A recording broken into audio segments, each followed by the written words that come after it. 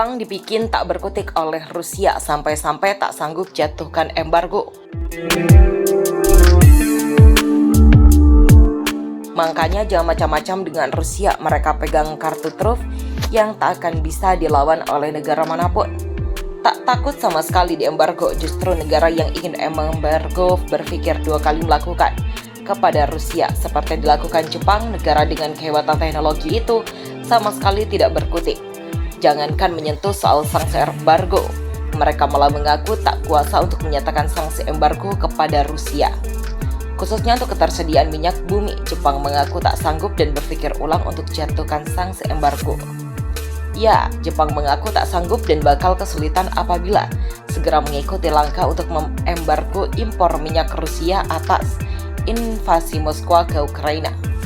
Hal tersebut disampaikan Menteri Ekonomi, Perdagangan dan Perindustrian Jepang Koichi Hagiuda pada Kamis, sebagaimana dilansir Reuters.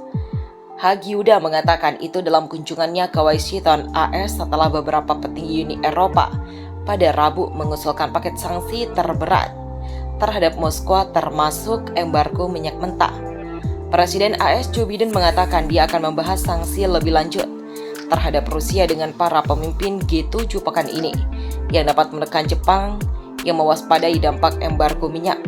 Mengingat Jepang memiliki keterbatasan sumber daya, kami akan menghadapi beberapa kesulitan untuk segera mengikuti langkah itu. Begitulah kata Hagiuda kepada wartawan.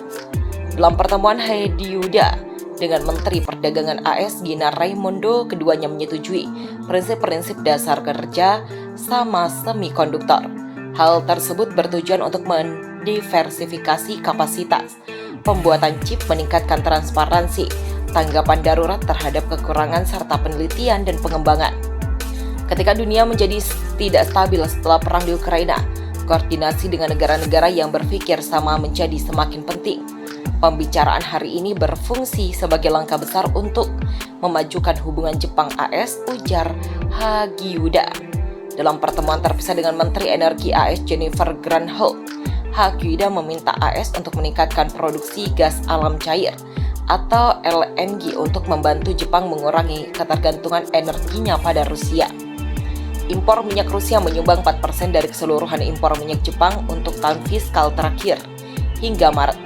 Gas alam dari Moskwa berkontribusi sebesar 9% dari impor Tokyo dan impor batubara Rusia menyumbang 11%.